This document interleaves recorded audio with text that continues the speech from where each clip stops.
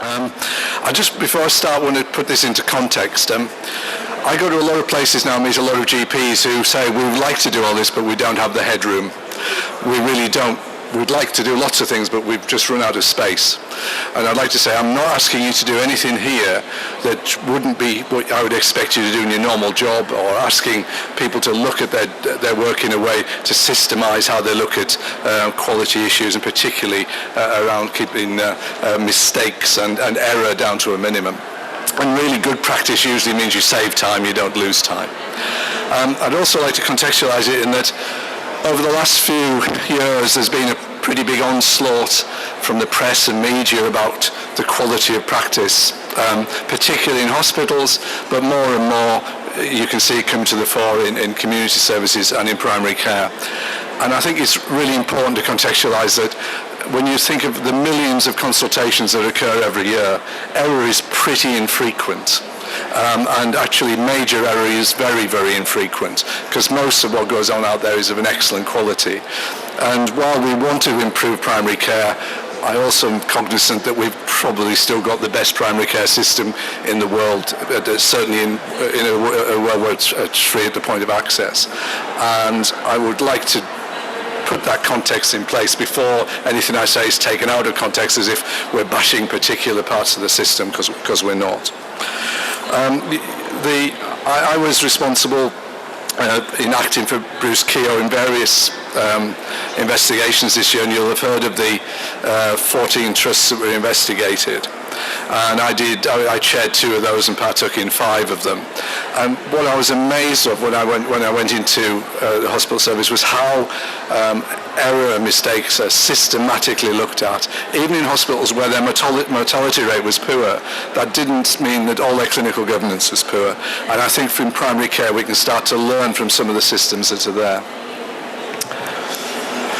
These are just quotes from patients about things that have not gone well for them. And some of them are less important than others. And I won't dwell on them, but I think what we've got to realize is as patients that come to you as GPs, you've not just got the patients, you've got the whole array of people around them who are looking after them. And we're all disappointed when things go wrong. People don't go to work to do a bad job, they go to work to do the best job they can.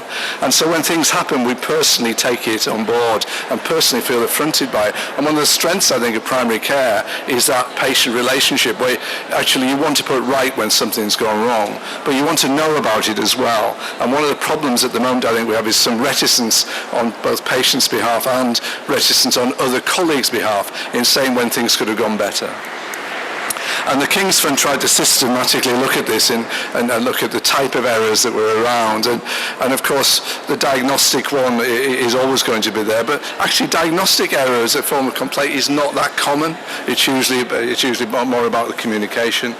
Inappropriate treatment and overtreatment, the ones that I would highlight were giving amoxicillin to someone with glandular fever.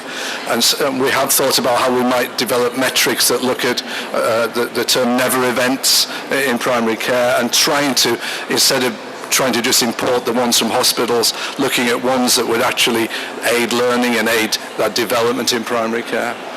Medication errors per se are not uncommon. You'll probably find 10-15% of potential problems, but medical errors that are significant are pretty uncommon. And then, of course, you've got the stale chestnut of not following protocols. Well, one of the great advantages of being a clinician, particularly a doctor, is that we use protocols appropriately. We don't always use them, we contextualize them, because that's part of our ability to take risk and understand the ambiguity of medicine as well as its science. So in the future, this is a slide I use in quite a lot of presentations now, and there are 9 factors in here, and they're different factors in different perspectives, but in trying to redesign what we would expect of primary care from NHS England, one of the ones that I found over the years that seems to have gone missing, and it's not universally so, but people auditing what they do, looking critically at what they do, that isn't as systematic as it was when I was in training, which I'm afraid to say was a considerable time ago, but there was a great movement towards audit. And I think post-QOF, we've tended to do less primary audits ourselves and rely on statistics coming from elsewhere. And this would be particularly valuable if we could get back into this attitude again when we're looking at quality and safety issues. We also need to think about this as if we're looking at safety and feeding back on things when they go wrong, that we hear of the no-blame culture and the sort of Swedish model of this. I'm afraid when you're told that something went wrong, you do feel like you're being blamed. That's just human nature. It's what happens next that's important, how your organisation responds. And good practices will look at significant events and look at them critically, but also put in a support to somebody where they didn't perhaps understand why that critical event had occurred. And it's important that we link those clinical quality and safety standards to an organisation that can do something about it rather than just report them. And the last thing I want to do is to develop a metric or a sort of a billboard of what went wrong in your practices without actually putting in something alongside it that said, and elsewhere this is what they did about it, so that you can systemize the improvement as well as finding the error. I think we have to accept that technology and the computer-based systems that we have are more likely to automatically pick up potential error. So you will be inundated when we have fuller data sets with areas where people are questioning whether the clinical practice was the right clinical practice. And the justification for that will become harder as we get much more savvy with those sort of tools, particularly when patients have access to that data, which I think is just around the corner. Just like our surgical colleagues who've had to deal with this in terms of mortality, overall mortality, and now, as you know, each specialty is getting quality impact data and mortality outputs for their own specific area. And we've started that off with trauma and vascular services, and it will extend. And I can't imagine that primary care will not come under the same spotlight. So one of my aims is to try and get primary care ready for this so that they're equipped with the arguments and the, if you like, the intellectual and academic input as to why we particularly do our job in a particular way. And part of that is obviously how we communicate that. And this brings into question, I think, how we run as practices as opposed to groups of practices. Now, your colleagues, I don't know whether there's any colleagues here from CCGs who are either accountable officers or chairs or work as quality leads in CCGs, but we know that larger data helps us explain things a bit better when we go down to that more granular data within practices. And I think there's a model here that if we to look at a federated model of practices, some of that federation is about data, some of it is about how we deal with adversity and difficulty and get a common standard amongst our colleagues without actually it becoming amalgamations necessarily, which is what sometimes it's interpreted as. So these are just examples in Wales, the 1,000 Lives Plus programme, and this is really just looking at how you might use programmes to help you identify where there's going to be risk and to quality, and areas where you're going to yourselves be able to import tools that help predict that, and if you have had adversity, how you deal with them. Now, I'm not going to go through any of these in detail, partly because I'm not an expert on these, but I think it's important to realise that nationwide now there's a movement towards looking at these interventions, and as CCGs develop and look at primary care performance, because one of their remit isn't to commission primary care but to improve quality in primary care, they'll be looking at some of the tools that are available, and they'll be looking at particular areas of concern, and one of the ones highlighted on here of course is quinolones and cephalosporins and C. diff, and we still see a massive variation in antibiotic prescribing without any good rationale behind it. So areas like that are bound to come up for criticism. Other areas of that are of note are areas of high risk, so we're talking about DMARDs, we're talking about anticoagulants, particularly as we go into novel anticoagulants as they increase their presence there.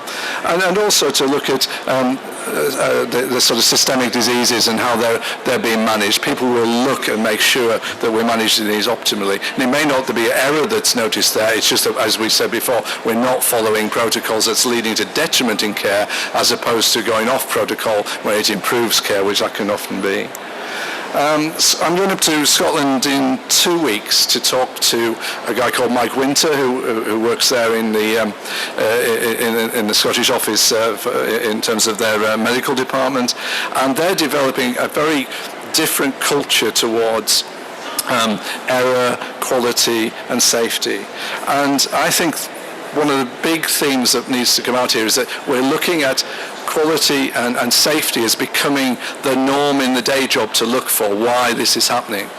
When I did the Leeds Children's pediatric cardiothoracic surgery investigation, one of the things I was determined to do was to go and look at other places. And I went to both Alder Hey, and then I went to Great Ormond Street.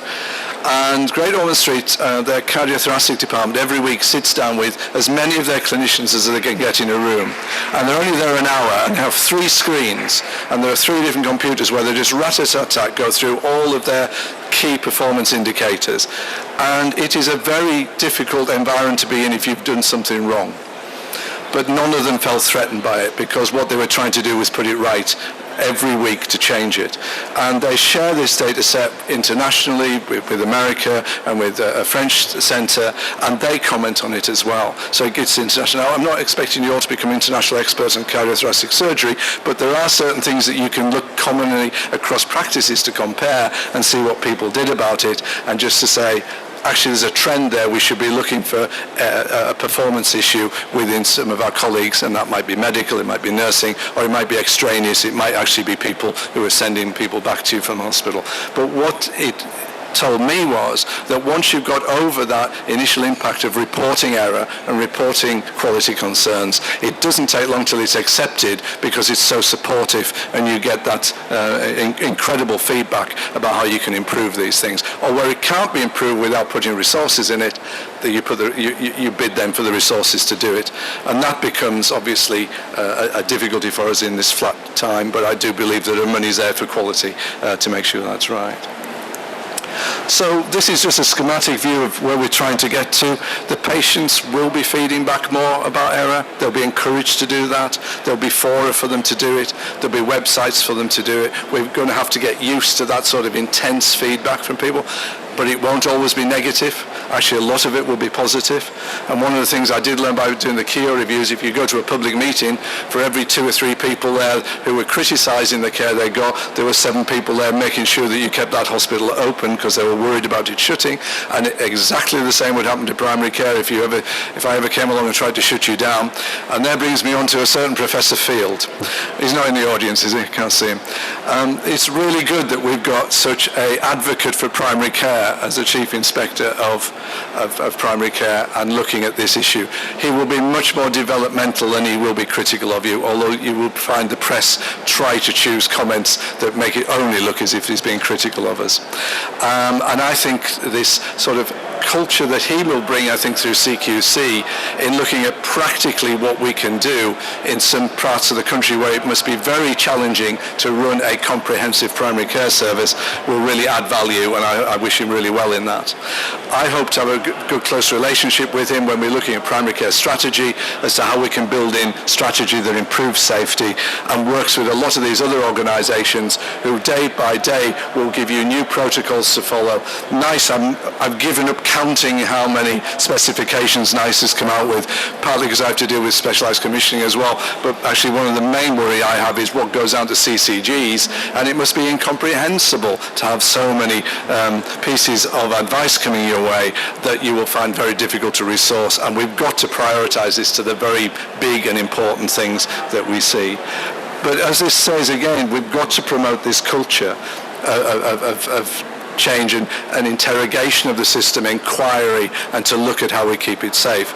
And there's quite a lot of research now goes on around human factors, which is something I'm not an expert on, but it dates back to the aviation industry where they looked at when near misses had occurred, and that's, you know, the 2 guys who were reportedly falling asleep together a few weeks ago. Seemingly they didn't both fall asleep together, but it would have wasted a good story to be truthful. So they are looking, they always look at the avoidable factors before you've ever got in that scenario. Obviously killing 300 people down to human error is a pretty major thing, but we could do that quite slowly over many years of our practice if it's just it's a time delay if we get it wrong. And the peer review that comes with that aviation industry is very interesting. Now, Objectives 1549. has anybody seen this before? Just watch it and tell me what you think. Objectives 1549, departure to contact on maintain 15,000. Maintain 15,000, Objectives 1549.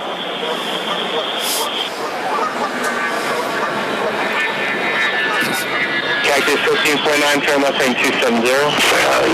Cactus 1539 hit first, so you're lost thrust on both vehicles. You're returning back towards LaGuardia. Okay, you need to return to LaGuardia. Turn left heading up 220. 220. Tower, stop your departure. It's got emergency returning. It's 1529. He bird strike. He lost all engine. He lost the thrust in the engines. He's returning immediately. Cactus 1529, which engines? He lost thrust in both engines, he said. Got it. Cactus 1529. We can get it to you. Do you want to try to land runway 13? We're unable. We may end up in the hospital. Alright, Cactus 15.9. It's going to be left traffic to runway 31. Unable. Okay, what do you need to land? Do you want to try to go to Teterboro? Yes. Teterboro, Empire. Actually, LaGuardia departure got emergency inbound. There you go. Cactus 1529 over the George Washington Bridge. Wants to go to the airport right now. Wants to go to our airport. Check. Does he need assistance? Yes, it was a bird strike. Can I get him in for runway 1? Runway 1, that's good. Cactus 1529, turn right 280. You can land runway 1 at Teterboro. We can't do it. Okay, which runway would you like at Teterboro? We're coming in the I'm sorry, say again, Cactus? Cactus 15.9, radar contact is lost. You also got Newark Airport up at 2 o'clock in about 7 miles. Eagle 54718, turn left lane 210. 210, 4718. I think he said he was going in the Hudson. Cactus 15.9, Eastbound.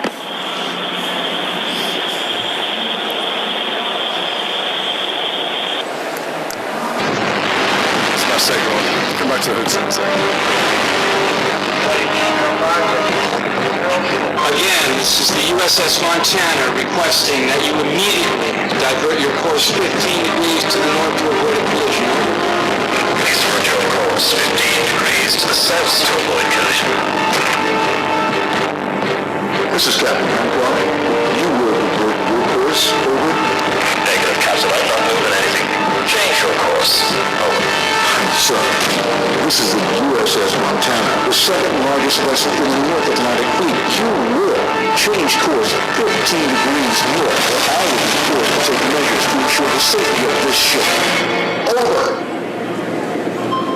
This is a lighthouse, mate. It's your call. Hello, Captain. Okay, they're more risible than they are educational, I think, but they're good for this. The first one, they were tracking the wrong plane. They didn't know where the hell he was really, and he had to make his own decision. Of course, he became a hero, and he made the right decision, because if he'd landed, he would have probably crashed on land. The second one is just really not looking at the evidence in front of you and being blinkered. But it's my favourite one, I have to say. Anything that makes an American captain do that has got to go together. Don Berwick, after the Francis report, and you remember the Prime Minister asked Don Berwick to take special notice of particularly what had happened in mid-staffs. And his report, I thought, was repeating a lot of things we knew before, but sometimes stating the obvious about what we do and how we do it is as important, I think, as actually coming up with new ideas. But what he had was the kudos and gravitas, and to be honest, the communication skills to actually get that across.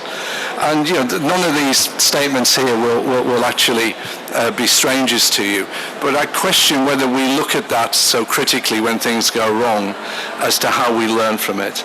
And the last one about embracing transparency, which is becoming one of those overused words in the world at the moment. But what I think he means by it is really about honesty and having a candid discussion about why things go wrong and what you're going to do about them, and taking responsibility for them. We can all be transparent, but we can all actually only be transparent about the things we feel comfortable with, and sometimes we have to be uncomfortable in those conversations as well. And we have to be accountable, and I think that when we go to the plenary later on, if for those of you who are going to bother coming, I've got to talk about the vulnerable old people's policy, and that's really about accountability. It's nothing new to people who are in practice. It's just restating it and looking at it in a special context. And I think that trust as a profession comes because we are accountable, and generally I think most people do communicate with their patients in a transparent way when things do go wrong, even though sometimes our defence organisations would rather we didn't. I've never found it a problem when I do it. I've always found it a problem when I've been evasive. And this is his really final, and my final slide today. It's you never get to safety through anger and blame. You get there through learning, curiosity, and commitment. And I think that's absolutely right. You must have an inquiry and an inquisitive mind into why we practice and how we practice every day of the week. And it's a great shame that with cynicism sometimes and age we tend to lose that. And yet I've got a clinical fellow at the moment who is an anaesthetist, and he's taught me more about safety in 3 weeks than I've learned in a career. Thank you very much.